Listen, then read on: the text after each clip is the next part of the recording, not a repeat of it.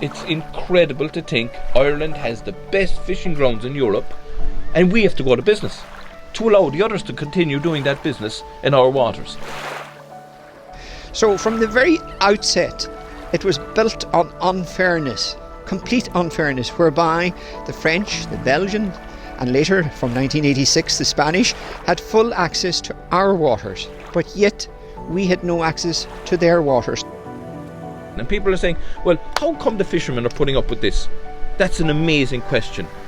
You should be thinking, these are the people to send into troubled areas. They were talking about, disturbances all around the world. It isn't army fellas at all, it's fishermen, because they're the most passive of any people to go into it, to be able to look at this day in, day out and accept it and just say, look, we'll go out and we'll do our own fishing. What we fail to realise sometimes is that fish are our national asset. They're a national asset to this country, and it is quite bizarre that 85% of fish caught in Irish waters is caught by foreign vessels, and only 15% of fish within our own waters is caught by Irish vessels.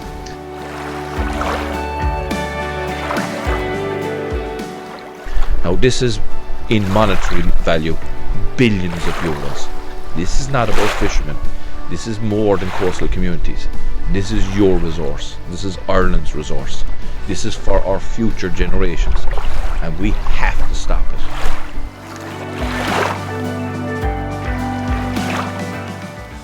Ireland have the richest fishing grounds in Europe, but other countries from the continent of Europe, namely France, Spain, Belgium, Holland, Portugal, Denmark even, Poland, are coming to our waters to take our quota, our share of our natural resource back to their countries to help their coastal community survive.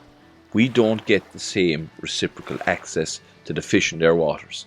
We don't get anything back in anywhere near the same numbers of them. Very, very little, if anything, back in their waters.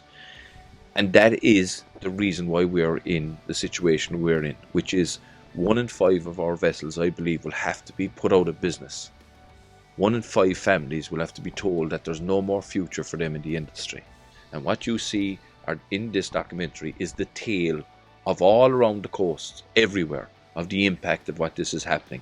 The quota that's being taken from Irish fishermen, of the 100% of quota, we're being driven down to 15%, and we cannot survive on it. It's not enough, and it's not right, and we need your help.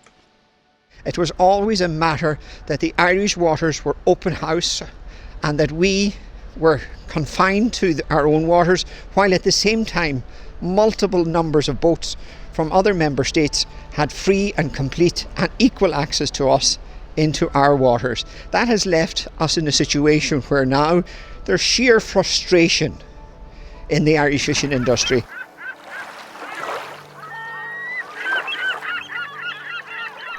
So people wonder, how is the fish given out? It's given out by quotas. Each country has a certain amount of fish to catch and it's called a quota. And the reason for that is really, really important. We have to make sure you don't take out too much of fish in a particular calendar year that would damage the recruitment and the fish coming back next year. It's as simple as that. So you can only take out so many, and then they're replenished through Mother Nature next year. This is nature. But you can't overfish. And again, Ireland is really, really pushing that as well too, because this is our waters. So everybody has a quota. But our quota is way smaller than everybody else. There's not enough quota for Irish trawlers.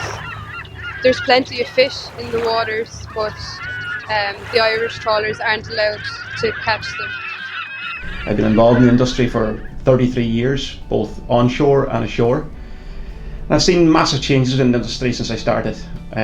Massive decline here in Killybegs, number one. I remember as a young boy growing up that my father giving me pocket money to stay off the pier because the pier was such a vibrant, busy place. 3 o'clock in the morning was the same as 3 o'clock in the day. But unfortunately that has all changed. That is the truth of it. We don't see fish anymore. Not the way we used to.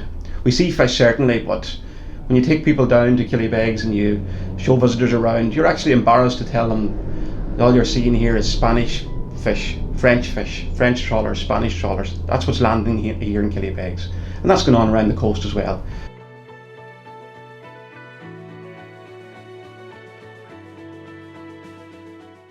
Started with the Common Fishery Policy. It started with historical catches. How much did you catch? We were at a disadvantage from the start, and that has carried through right up to the 21st century, and it has to be resolved. We're on the continental shelf, so we've the best place to come to for fish. So those countries came to our waters. And the distortion of this then is that when the European Union, when we joined the European Union, they decided, listen, do a track record, catch the fish now, lads, and we'll add it all up and we'll see who is what. Ireland didn't need to have a massive fleet because the fish were close to us, we had plenty of it. So we were at a disadvantage. These boats were coming from all over Europe. They were modern. They were way ahead of our boats because they had to come here. They had to travel over hundreds and hundreds of miles. We only had to go outside the harbour.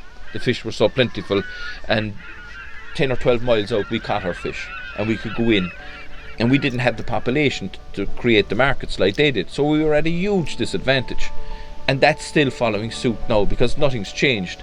The Common Fishery Policy has basically stayed the same. And for our country, that means devastation. To insist on track record as a means of determining our quota for the country is absolutely ludicrous when the vessels don't even resemble what they were 30 odd years, nearly 40 years ago now. So I think most people be aware, since 1983, we've got an historical track record. That's how our quotas are decided. Now, as we said before, and everybody knows this, we had a very different fleet back then. So rules and regulations demand that we have a modern fleet, and it's only right that we have a modern fleet for comfort for ourselves and board and safety. So the fleet has changed dramatically. The other countries could upscale because they were coming into the country with the bigger boats already. So for us to upscale, it meant we'd have to take out 4 or 5 boats to build the one boat once they capped it. So we've always been, and we're still at a disadvantage. We hear the needs and concerns of the fishing industry, and also then that government brings the realities of operating within the European Union and Common Fisheries Policy, but also in terms of dealing with the impact of Brexit. We have the richest fishing grounds out here, the most productive waters in the EU. There's everybody fishing here. We have the smallest quotas. My name is Chris Downey. Along with my wife Lorraine, we run and own SuperValue in Castletownbere. It's not only the fishing industry, it's all other businesses in the community are going to be hit hard. Schools, kids, what's going to be left on the Beara Peninsula for the future? My name is Donald Harrington from Harbour Engineering. This workshop is built 21 years and we are totally dependent on fishing for a living. As you can see with the machinery here, it takes money to buy them, so we need fishermen to pay for the machinery, and there's 14 people working in this workshop. Castletownbere is totally dependent nearly on fishing as well, it's a fishing town. A lot of people out there don't realise what fish is. You won't find a more natural product. No chemicals or anything, it's brought in natural from the sea. We started here in about 2004.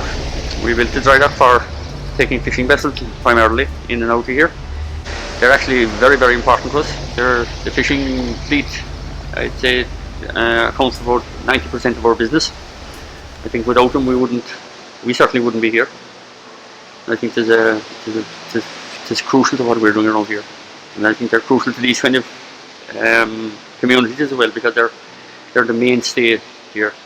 They're like these vessels here, they're like our Pfizers.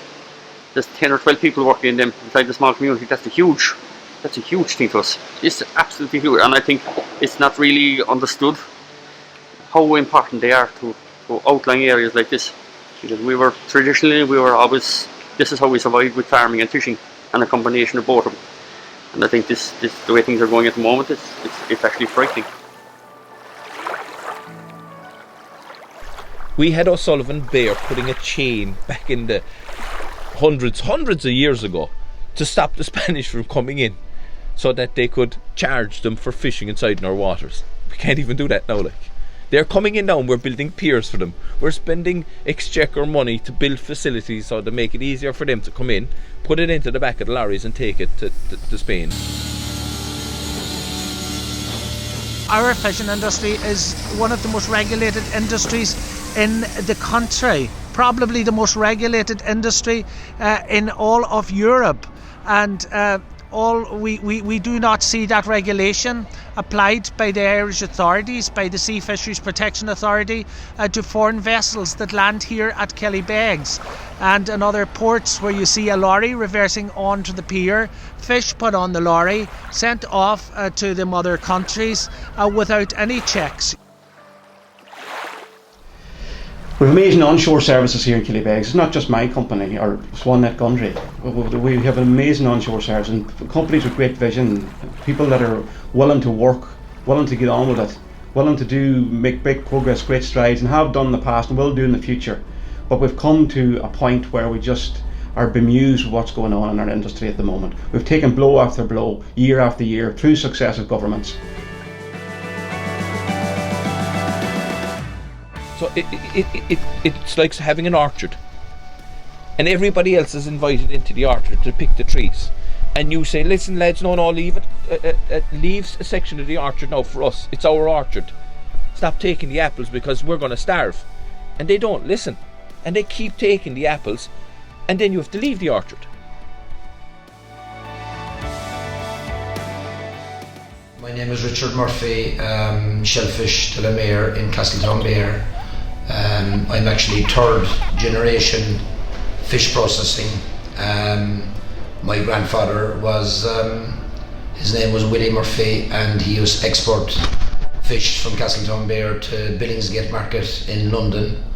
Then he did that back in the 60s, I suppose, and in the 70s. My father then did a lot of exporting as well. He continued that onto Billingsgate Market in London and into those kind of scallops out of Castletownbere and lobsters out of Castletownbere over to England.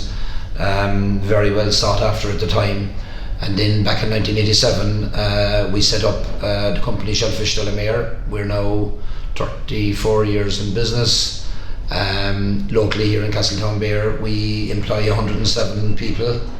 Our direct wage bill on a yearly basis would be over 3 million. I think last year it was 3.1 million. And there would be one or two other factories doing similar, all involved in seafood and in fish. Now Brexit this year, I must say, has been a total and utter disaster for the whole Irish seafood industry, including ourselves. The Irish fishermen need to get that quota back, giving compensation. The EU are willing to give compensation, that's fine. That does not solve the problem. The compensation is needed for the fishermen. I'm lucky enough, I have a next generation as well that are actually working in this business, so that'll be a fourth generation working in this business, and it's great to have that. And they also now have young children, so hopefully we'll get to a fifth generation and push it on.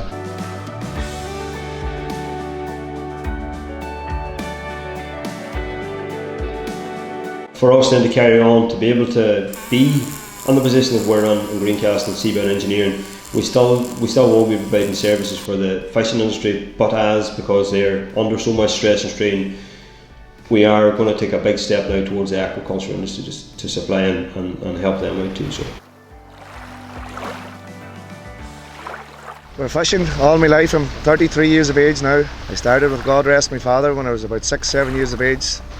Just got to love it.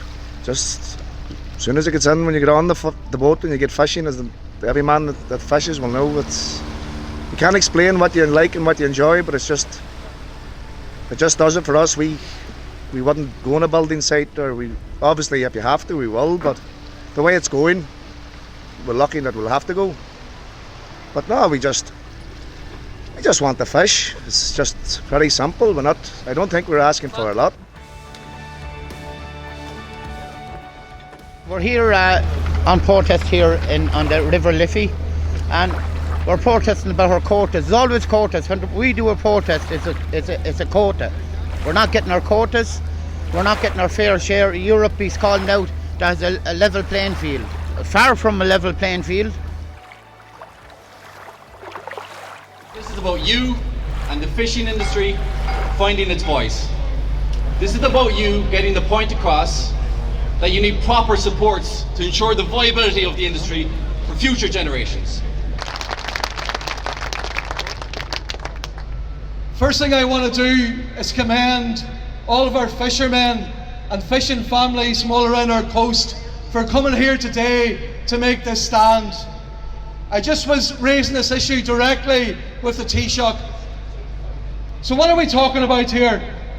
Tens of thousands of jobs in our coastal communities. That means hundreds of millions of euro lost to our coastal communities.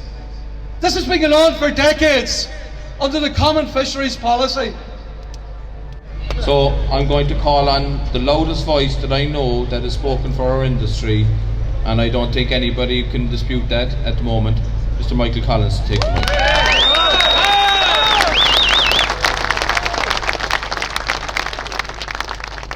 Thank you very much, and I'd like to thank the fishing organisations for organising one of the greatest protests to this country that has ever seen. And let me tell you this has to be the beginning, not the end. The beginning, and the beginning of the survival of the fishing industry. We do not want their compensation. We do not want good boats to be decommissioned. Decommissioning is for old boats that is not fit for purpose, not for a modern fishing fleet.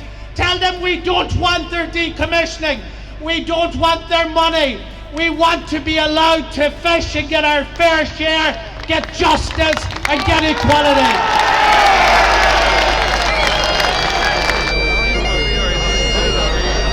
Where I come from, fishing is the lifeblood of Kilmarquee. Without it, there is nothing.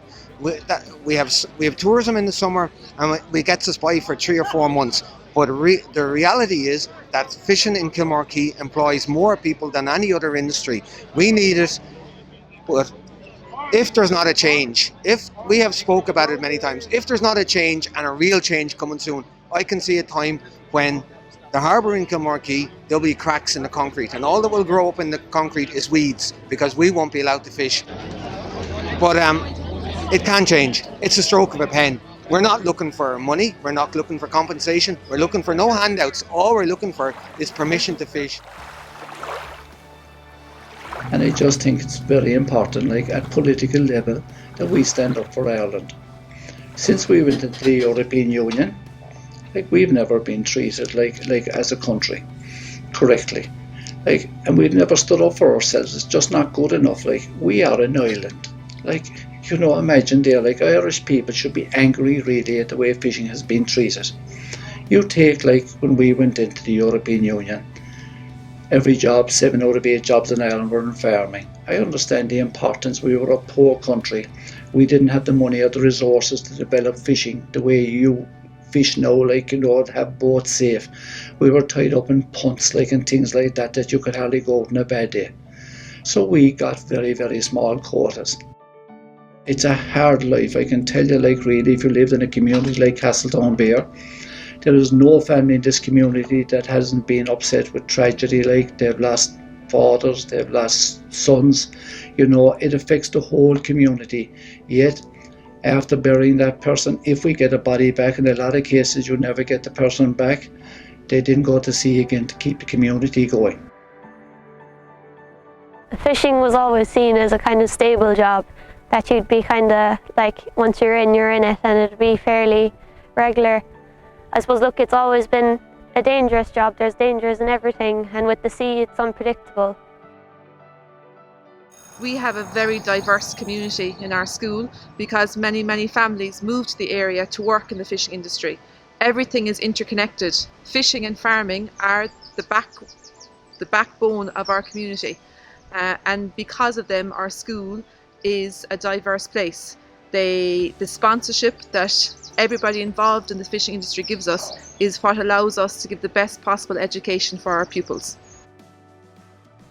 like, I suppose you'd be very proud of the people that do go into it and respectful of everything they do and the work they put in. It is hard work and everything. But I suppose you'd always be looking out the window hoping they come in. Europe has taken 85% of the Irish quota in Irish waters. It's like saying to a farmer in Tipperary or Roscommon, you have 100 acres, but you're only allowed to farm 15 of those. And Europe is going to take 85 and keep all the crops, the animals and everything every year for themselves. If we catch over our quota, then we're detained and arrested and there's a court case and we have to pay a fine. And then penalty points were recently introduced and we would get penalty points on our fishing licence as well. So the quotas that we have, they're very small compared to the other EU countries. They get quite large quotas. It's hard and it's frustrating for the Irish. We want our full team to go out there and fighting, batting for Irish fishermen, batting for Irish communities, batting for Ireland. You know, we have foreign vessels coming in here, within 4 hours thrown off the ropes and going back to sea again, whereas we've got the Irish vessels coming in, tying up for a couple of days and trying to balance quotas and trying to make a living, and that's fundamentally wrong. So the problem with this country is we simply do not have enough quota, and that has to change.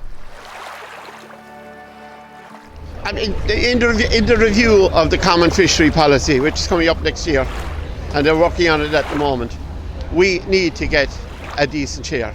The relative stability is the word that's being used in it, and that has to be dropped, and Ireland have to get a decent share of its fish in its own waters.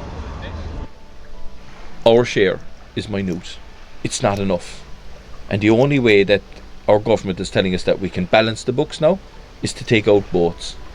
So the boats we brought to the flotilla in Dublin and in Cork, modern boats, they have to be scrapped. And it's hard to take now that our coastal communities are being told by Europe that we've taken another 20% of your income for the TCA deal, that means now a third decommissioning scheme will have to come into place, and we lose our children's rights to catch fish in their own waters, where everybody else is coming to catch that fish. It's like one of your pets being taken away and put down and put to sleep. It's like a pet you had, a friend you had all your life. You know, then put to an early grave. Like, it's a shame to see things like that happening. Because these fishermen, they have so much pride in their boat.